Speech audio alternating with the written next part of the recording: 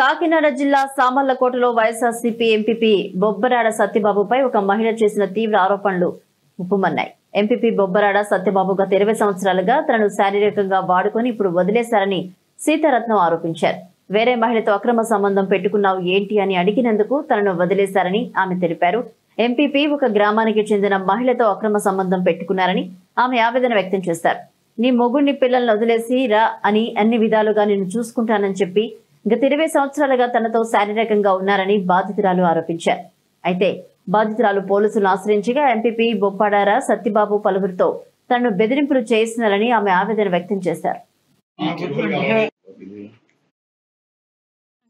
మా వాళ్ళు వస్తారనేసి అంటున్నాడండి. ఆయన సాయంత్రం నిన్న అలాగే 7:30కి వచ్చాడండి. 7:30కి వస్తే నేను పొద్దునుంచి కూర్చుంటా, రాత్రి 7:30కి వచ్చాడండి. ఈ రోజు కూడా అలా వద్దామని ప్లానింగ్ అండి ఆయనకి.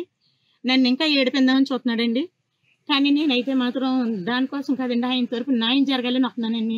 నాకు న్యాయం జరిపించండి, మీరు నాకు ప్రతి విషయంలో ఉంటారని నేను కోరుకుంటున్నానండి. మరి అంటే ఆయన పట్టించుకోలేదండి. పట్టించుకోకపోతే మీరు నా సీఏ గారి దగ్గర అన్నానండి, నాకు ఏదో ఆధారం పెట్టమానండి. నా కుటుంబం అంతా వదిలేసిందండి. నా కుటుంబాన్ని నేను వదిలేసానండి. మొన్న కూడా భర్త చనిపోయాడండి, అతను కూడా చనిపోయాడు. ఆయనతో సంబంధం తెంపేసుకున్నానండి. ఆయనతో ఇడాకులు అయిపోయిన తర్వాత పిల్లల్ని వదిలేసానండి. నా ఇంట్లో వాళ్ళు కూడా తల్లిదండ్రులు ఏంటంటే నా తమ్ముళ్ళు ఏంటంటే ఎవరు రానిత్తలేదు.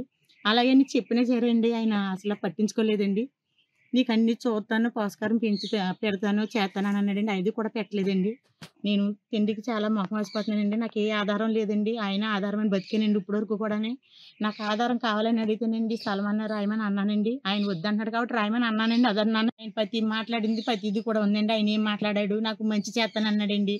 ఒక పెద్ద మనిషి దగ్గర పెట్టాడండి, నీకు ఏ అన్యాయం చేయను, నీకు ప్రతి విషయంలో తోడుగా నీడగా ఉంటాను, నీకు ఏ విషయంలో సరే నీకు అన్యాయం జరగకుండా నేను చూసుకుంటాను.